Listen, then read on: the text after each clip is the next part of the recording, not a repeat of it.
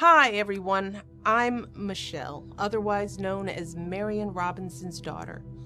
I want to tell you a little bit more about my mom. Growing up with my mom was always an adventure.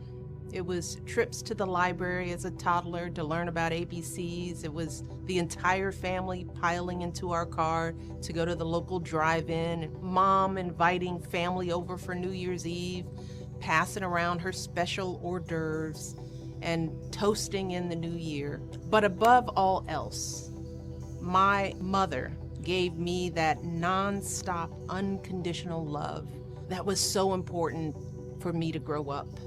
In so many ways, she fostered in me a deep sense of confidence in who I was and who I could be by teaching me how to think for myself, how to use my own voice, and how to understand my own worth. I simply wouldn't be who I am today without my mom.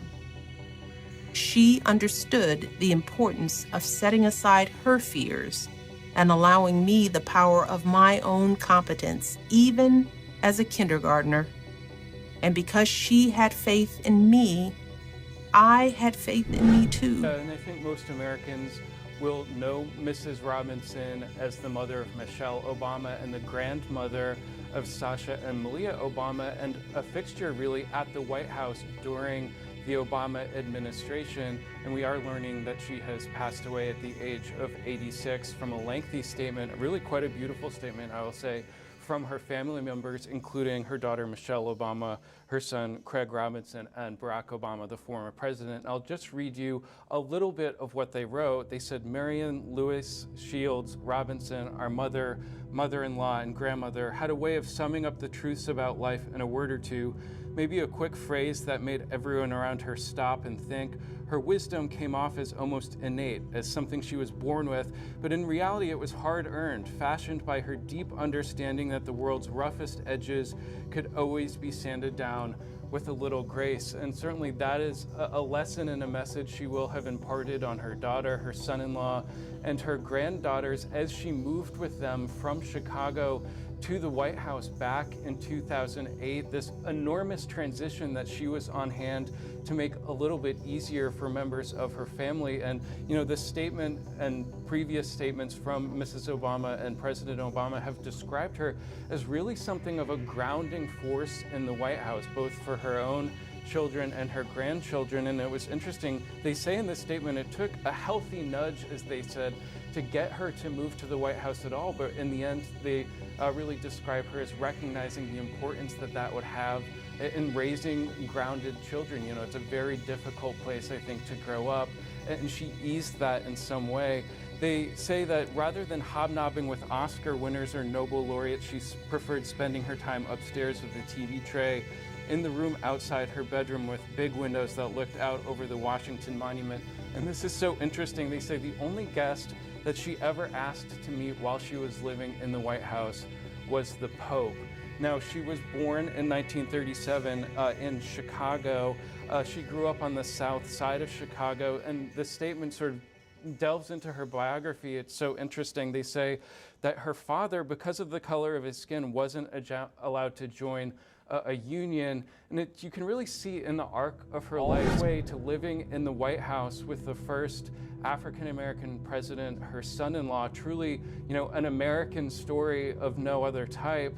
She wasn't, you know, spotted all that frequently around the White House when I was covering it. She wasn't, you know, at a ton of events or in the Rose Garden or in the driveway when reporters are around, but certainly she was spending so much time with her granddaughters who were going to school, learning to drive, you know, having some of the most formative years of their life in this building that can be such a crucible of tension. And I think what you've heard their father, the president, and their mother, the former First Lady, say is that Marian Robinson was able to sort of keep things real in a way. She was seen sometimes around town. You know, sometimes you would see her at the Kennedy Center sort of having a night out on the town, but certainly not a major presence in the Obamas' presidency, but certainly in their personal lives and in the personal life of that White House, she was absolutely essential. You know, I remember the video of her and the young daughters coming to visit the Bush daughters, during that transition period, she was on hand to sort of look at what the bedrooms might look like, look at what their new lives might look like, this enormous change for them to come into the White House from Chicago. She was a key part of easing that transition and a key touchstone for her daughter in this new glare of attention. Yeah. And Michelle Obama just was my rock, always there for whatever I needed. She was the same steady backstop for our entire family, and we are heartbroken to share she passed away today. Very sad indeed.